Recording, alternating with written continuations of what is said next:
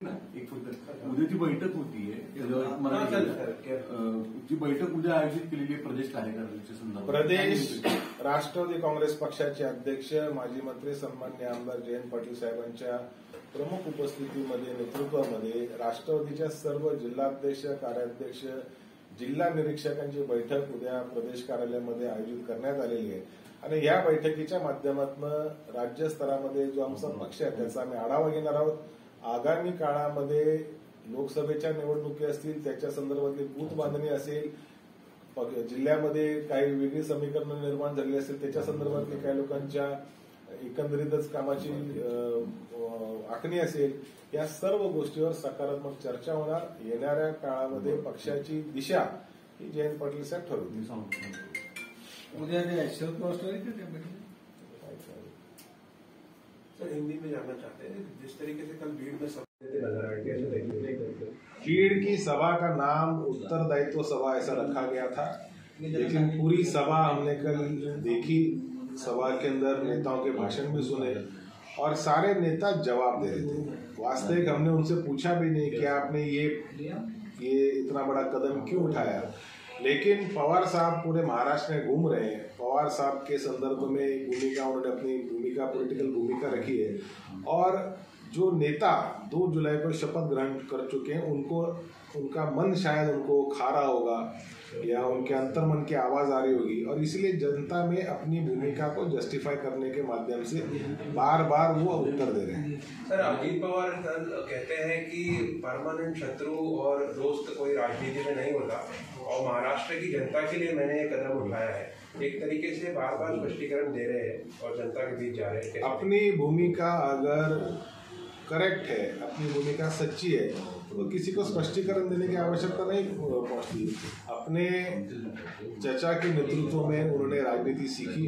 पिछले 50-55 साल का पवार साहब का राजनीतिक कार्यकाल रहा है और ये कार्यकाल विकास का रहा है.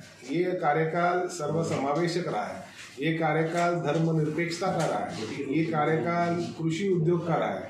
ये कार्यकाल साइंटिफिक एडवांसमेंट का रहा है और मुझे लगता है कि इतना एक विकासभूमुख कार्यकाल पवार साहब का देखने के बाद अब उनको मोदी साहब क्यों युग पुरुष नजर आ रहे हैं, ये मुझे प्रश्न अभी तक नहीं समझ में आया. तो वही छगन भुजबल ने 2014 की फिर याद दिलाई और पवार साहब को कहा कि आप ही कह रहे थे कि बीजेपी के साथ जाना चाहिए और अब दूसरी भूमिका ले रहे हैं. कल भुजबल साहब का हमने भाषण सुना, उसमें कुछ सिग्नेचर की बात कर रहे थे, लेकिन पवार साहब ने ऐसे कोई दस्तावेज पे सिग्नेचर के ऐसा मैंने सुनने में नहीं है.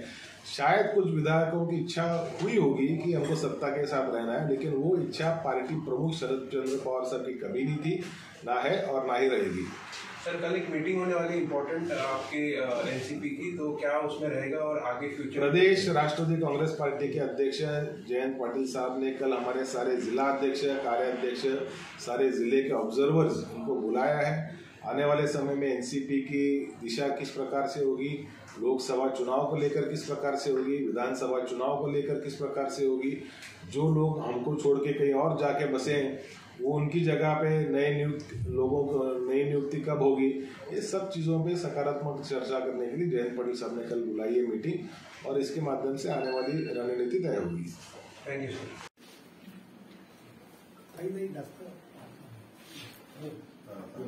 बोला तुम्ही विचारा डायरेक्ट क्वेश्चन आन्सर होते डायरेक्ट. नाही, कालच्या सभेमध्ये जे झाला प्रकार त्याच्यावरून टीका सुरू झालेली, कारण की अजूनही शरद पवारांबरोबर कार्यकर्ते असं दाखवलं जाते. कालची झालेली बीडची सभा ही उत्तरदायित्व सभा असं सांगण्यात आलं, परंतु एकंदरीतच सर्व नेत्यांची भाषणं पाहिली तर ती उत्तरदायित्व सभा नव्हती, ती उत्तर सभाच होती.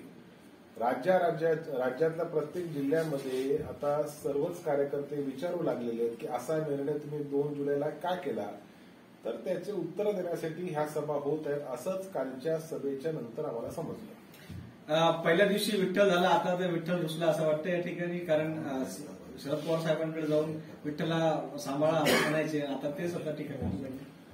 पवार साहेबांवर टीका करणे ही राजकीय फॅशन आहे. पवार साहेबांनी किती माणसं मोठी केली, किती तोलामोलाची केली, पवार साहेबांनी किती लोकांना काय काय दिलं ते सगळे लोक विसरून जातात. परंतु सत्तेसाठी लोक पक्षांतर करतात, पक्षाच्या विरोधी भूमिका घेतात आणि त्याच्यानंतर त्याचा सर्व खापर हे पवार साहेबांच्या डोक्यावर फोडण्याचा प्रयत्न करतात, ते दुर्दैवी आहे. काल भुजबळ साहेबांनी थेट तेलगी प्रकरणापर्यंत विषय काढला आणि त्याच्यामध्ये शरद पवार दोषी असल्याचं प्रत्यक्षरित्या ते सांगितलं. पवार साहेबांवर अनेक राजकीय आरोप गेल्या 55-60 वर्षामध्ये झाले.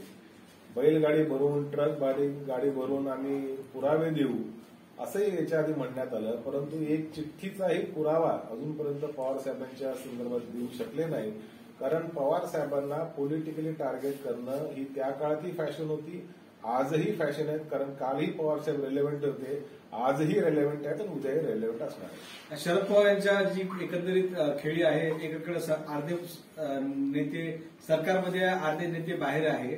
कुठे ना कुठे काँग्रेस पक्ष उघडपणे जरी म्हणत असेल की आमचा संशय नाही, परंतु खासगीत म्हणतात की शरद पवार साहेबांच्या खेळीवर मात्र संशय कायम आहे आमचा. पवार साहेब हे युपीएचे नेते आहेत, महाविकास आघाडीचे नेते आहेत आणि इंडिया अलायन्सचे देखील नेते आहेत. त्याच्यामुळे पवार साहेबांच्या भूमिकेबद्दल संशय घेण्याचं काही कारण नाही. पक्षातले एवढे आमदार त्या बाजूला गेले, काही लोकांनी मंत्रिपदाची शपथ घेतली, तरी देखील पवार साहेब टस्समस झाले नाही. भारतीय जनता पार्टीच्या विरोधामध्ये भूमिका घेत राहिले, घेत राहणार. उद्याच्या 2024च्या निवडणुकीला देखील इंडिया अलायन्स सोबत राहणार, उद्धव बाळासाहेबांच्या शिवसेनेसोबत राहणार, काँग्रेस पक्षासोबत राहणार आणि समविचारी पक्ष ज्यांचा आधार धर्मनिरपेक्षता आहे, लोकशाही आहे, अशा पक्षांसोबत आम्ही राहणार. बार्गेनिंग पॉवर कमी होताना दिसत आहे राष्ट्रवादी काँग्रेस पक्षाचे, कारण अनेक नेते कार्यकर्ते अजित पवार गटात गेले आहेत. त्यामुळे जे महाविकास आघाडीमध्ये राष्ट्रवादी काँग्रेसमध्ये अजित शरद पवार गटांचे जी जागेची मागणी आहे ती आता फार अत्यल्प राहिली असंही चर्चा आता दोन्ही पक्ष होत्या, तुमच्या मित्र पक्षामध्ये. शिवसेना आणि राष्ट्रवादी काँग्रेस पार्टी ह्या दोन्ही पक्षांमध्ये नवीन नेतृत्वाची संधी उपलब्ध झालेली आहे. त्याच्यामध्ये जर दोन्ही पक्षाच्या नेत्यांच्या सभा पाहिल्या, काल उद्धव साहेबांची आम्ही सभा पाहिली, परवा कोल्हापूरमध्ये पवार साहेबांची पाहिली आणि येणाऱ्या काळामध्ये देखील आमच्या ज्या सभा ठरलेल्या आहेत त्याच्यामध्ये उत्स्फूर्त प्रतिसाद देणारा जो कुठला वर्ग असेल तो तरुणांचा आहे आणि साधारणपणे मोठ्या संख्येने नवीन नेतृत्व तालुका स्तरामध्ये आमच्या दोन्ही पक्षांचं निर्माण होईल. त्याच्यामुळे आमची बार्गेनिंग पॉवर, लोकशाहीचं जतन करण्यासाठी आमची बार्गेनिंग पॉवर वाढेल.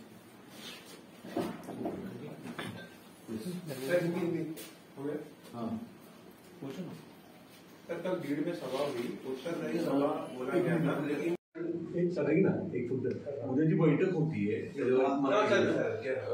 जी बैठक उद्या आयोजित केलेली आहे प्रदेश कार्यकारिणीच्या संदर्भात. प्रदेश राष्ट्रवादी काँग्रेस पक्षाचे अध्यक्ष माजी मंत्री सन्माननीय आमदार जयंत पाटील साहेबांच्या प्रमुख उपस्थितीमध्ये नेतृत्वामध्ये राष्ट्रवादीच्या सर्व जिल्हाध्यक्ष, कार्याध्यक्ष, जिल्हा निरीक्षकांची बैठक उद्या प्रदेश कार्यालयामध्ये आयोजित करण्यात आलेली आहे आणि या बैठकीच्या माध्यमातून राज्यस्तरामध्ये जो आमचा पक्ष आहे त्याचा आम्ही आढावा घेणार आहोत. आगामी काळामध्ये लोकसभेच्या निवडणुकी असतील, त्याच्या संदर्भातली बूथ बांधणी असेल, जिल्ह्यामध्ये काही वेगळी समीकरणं निर्माण झाली असेल, त्याच्या संदर्भातली काही लोकांच्या एकंदरीतच कामाची आखणी असेल, या सर्व गोष्टीवर सकारात्मक चर्चा होणार. येणाऱ्या काळामध्ये पक्षाची दिशा ही जयंत पाटील साहेब ठरवतील. वरून टीका सुरू झालेली कारण की अजूनही शरद पवारांबरोबर कार्यकर्ते असं दाखवलं जाते. कालची झालेली बीडची सभा ही उत्तरदायित्व सभा असं सांगण्यात आलं, परंतु एकंदरीतच सर्व नेत्यांची भाषणं पाहिली तर ती उत्तरदायित्व सभा नव्हती, ती उत्तर सभाच होती. राज्यातल्या प्रत्येक जिल्ह्यामध्ये आता सर्वच कार्यकर्ते विचारू लागलेले आहेत की असा निर्णय तुम्ही 2 जुलैला का केला, तर त्याचे उत्तर देण्यासाठी ह्या सभा होत आहेत असंच कालच्या सभेच्या नंतर आम्हाला समजलं. पहिल्या दिवशी विठ्ठल झाला, आता ते विठ्ठल रुसला असं वाटतं या ठिकाणी, कारण शरद पवार साहेबांकडे जाऊन विठ्ठला सांभाळा असं म्हणायचे, आता तेच आता ठिकाणी. पवार साहेबांवर टीका करणे ही राजकीय फॅशन आहे. पवार साहेबांनी किती माणसं मोठी केली, किती तोलामोलाची केली, पवार साहेबांनी किती लोकांना काय काय दिलं ते सगळे लोक विसरून जातात. परंतु सत्तेसाठी लोक पक्षांतर करतात, पक्षाच्या विरोधी भूमिका घेतात आणि त्याच्यानंतर त्याचा सर्व खापर हे पवार साहेबांच्या डोक्यावर फोडण्याचा प्रयत्न करतात, ते दुर्दैवी आहे. काल भुजबळ साहेबांनी थेट तेलगी प्रकरणापर्यंत विषय काढला आणि त्याच्यामध्ये शरद पवार दोषी असल्याचं प्रत्यक्षरित्या सांगितलं. पवार साहेबांवर अनेक राजकीय आरोप गेल्या 55-60 वर्षामध्ये झाले. बैलगाडी भरून ट्रक गाडी भरून आम्ही पुरावे देऊ असंही याच्या आधी म्हणण्यात आलं, परंतु एक चिठ्ठीचाही पुरावा अजूनपर्यंत पवार साहेबांच्या संदर्भात देऊ शकले नाही. कारण पवार साहेबांना पॉलिटिकली टार्गेट करणं ही त्या काळातही फॅशन होती, आजही फॅशन आहेत. कारण कालही पवार साहेब रेलेव्हंट होते, आजही रेलेव्हंट आहेत आणि उद्याही रेलेव्हंट असणार आहे. शरद पवार यांच्या जी एकंदरीत खेळी आहे, एकीकडे अर्धे नेते सरकारमध्ये, अर्धे नेते बाहेर आहे. कुठे ना कुठे काँग्रेस पक्ष उघडपणे जरी म्हणत असेल की आमचा संशय नाही, परंतु खासगीत म्हणतात की शरद पवार साहेबांच्या खेळीवर मात्र संशय काय आहे आमचा. पवार साहेब हे UPAचे नेते आहेत, महाविकास आघाडीचे नेते आहेत आणि इंडिया अलायन्सचे देखील नेते आहेत. त्याच्यामुळे पवार साहेबांच्या भूमिकेबद्दल संशय घेण्याचं काही कारण नाही. पक्षातले एवढे आमदार त्या बाजूला गेले, काही लोकांनी मंत्रिपदाची शपथ घेतली, तरी देखील पवार साहेब टस्समस झाले नाही. भारतीय जनता पार्टीच्या विरोधामध्ये भूमिका घेत राहिले, घेत राहणार. उद्याच्या 2024च्या निवडणुकीला देखील इंडिया अलायन्स सोबत राहणार, उद्धव बाळासाहेबांच्या शिवसेनेसोबत राहणार, काँग्रेस पक्षासोबत राहणार आणि समविचारी पक्ष ज्यांचा आधार धर्मनिरपेक्षता आहे, लोकशाही आहे, अशा पक्षांसोबत आम्ही राहणार. बार्गेनिंग पॉवर कमी होताना दिसत आहे राष्ट्रवादी काँग्रेस पक्षाची, कारण अनेक नेते कार्यकर्ते अजित पवार गटात गेले आहेत. त्यामुळे जे महाविकास आघाडीमध्ये राष्ट्रवादी काँग्रेसमध्ये अजित शरद पवार गटांची जी जागेची मागणी आहे ती आता फार अत्यल्प राहिली, असंही चर्चा आता दोन्ही पक्षात होत आहे, तुमच्या मित्र पक्षांमध्ये होत आहे. शिवसेना आणि राष्ट्रवादी काँग्रेस पार्टी ह्या दोन्ही पक्षामध्ये नवीन नेतृत्वाची संधी उपलब्ध झालेली आहे. त्याच्यामुळे जर दोन्ही पक्षाच्या नेत्यांच्या सभा पाहिल्या, काल उद्धव साहेबांची आम्ही सभा पाहिली, परवा कोल्हापूरमध्ये पवार साहेबांची पाहिली आणि येणाऱ्या काळामध्ये देखील आमच्या ज्या सभा ठरलेल्या आहेत त्याच्यामध्ये उत्स्फूर्त प्रतिसाद देणारा जो कुठला वर्ग असेल तो तरुणांचा आहे आणि साधारणपणे मोठ्या संख्येने नवीन नेतृत्व तालुका स्तरामध्ये आमच्या दोन्ही पक्षांचं निर्माण होईल. त्याच्यामुळे आमची बार्गेनिंग पॉवर, लोकशाहीचं जतन करण्यासाठी आमची बार्गेनिंग पॉवर वाढेल. लेकिन सभी मंत्री पवार साहब को जवाब देते नजर आए. भीड़ की सभा का नाम उत्तरदायित्व सभा ऐसा रखा गया था, लेकिन पूरी सभा हमने कल देखी. सभा के अंदर नेताओं के भाषण भी सुने और सारे नेता जवाब दे रहे थे. वास्तविक हमने उनसे पूछा भी नहीं कि आपने ये इतना बड़ा कदम क्यों उठाया, लेकिन पवार साहब पूरे महाराष्ट्र में घूम रहे हैं. पवार साहब के संदर्भ में उन्होंने अपनी भूमिका, पॉलिटिकल भूमिका रखी है और जो नेता 2 जुलाई को शपथ ग्रहण कर चुके हैं उनका मन शायद उनको खा रहा होगा या उनके अंतर्मन की आवाज आ रही होगी और इसीलिए जनता में अपनी भूमिका को जस्टिफाई करने के माध्यम से बार बार वो उत्तर दे रहे हैं. सर, अजित पवार कल कहते हैं कि परमानेंट शत्रु और दोस्त कोई राजनीति में नहीं होता और महाराष्ट्र की जनता के लिए मैंने ये कदम उठाया है. एक तरीके से बार बार स्पष्टीकरण दे रहे हैं और जनता के बीच जा रहे हैं. अपनी भूमिका अगर करेक्ट है, अपनी भूमिका सच्ची है तो किसी को स्पष्टीकरण देने की आवश्यकता नहीं पहुंचती. अपने चचा के नेतृत्व में उन्होंने राजनीति सीखी. पिछले 50-55 साल का पवार साहब का राजनीतिक कार्यकाल रहा है और ये कार्यकाल विकास का रहा है. ये कार्यकाल सर्वसमावेशक रहा है. ये कार्यकाल धर्मनिरपेक्षता का रहा है. ये कार्यकाल कृषि उद्योग का रहा है. ये कार्यकाल साइंटिफिक एडवांसमेंट का रहा है और मुझे लगता है कि इतना एक विकासोन्मुख कार्यकाल पवार साहब का देखने के बाद अब उनको मोदी साहब क्यों युग पुरुष नजर आ रहे हैं, ये मुझे प्रश्न अभी तक नहीं समझ में आया. तो वहीं छगन भुजबल ने 2014 की फिर याद दिलाई और पवार साहब को कहा कि आप ही कह रहे थे कि बीजेपी के साथ जाना चाहिए और दूसरी भूमिका में. कल भुजबल साहब का हमने भाषण सुना, उसमें कुछ सिग्नेचर की बात कर रहे थे, लेकिन पवार साहब ने ऐसे कोई दस्तावेज पे सिग्नेचर किया ऐसा मैंने सुनने में नहीं है. शायद कुछ विधायकों की इच्छा हुई होगी कि हमको सत्ता के साथ रहना है, लेकिन वो इच्छा पार्टी प्रमुख शरद चंद्र पवार साहब की कभी नहीं थी, ना है और ना ही रहेगी.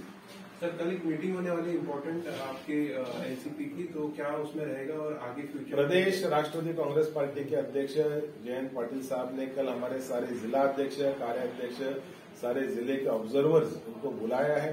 आने वाले समय में एनसीपी की दिशा किस प्रकार से होगी, लोकसभा चुनाव को लेकर किस प्रकार से होगी, विधानसभा चुनाव को लेकर किस प्रकार से होगी, जो लोग हमको छोड़ के कहीं और जाके बसे हैं वो उनकी जगह पे नए लोगों को नई नियुक्ति कब होगी, ये सब चीजों पे सकारात्मक चर्चा करने के लिए जयंत पाटिल साहब ने कल बुलाई है मीटिंग और इसके माध्यम से आने वाली रणनीति तय होगी। Thank you sir. धन्यवाद।